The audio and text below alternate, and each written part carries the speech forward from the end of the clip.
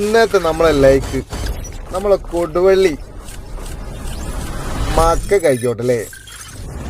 എന്തെന്നാ മൊഞ്ചത്തിലെ മൊഞ്ചന്മാരെ കാണാനൊരു ചേലി. ഒരു വല്ലാത്തൊരു തന്നെയാണ്. കപ്പം പിടിച്ച് നിൽക്കണ നിപ്പണ്ടില്ലേ, ഇതാണ് നമ്മളെ കൊടുവള്ളി. അപ്പോൾ എല്ലാവരും സബ്സ്ക്രൈബ് ചെയ്യുക, ലൈക്ക് അടിക്കുക. ഓക്കെ.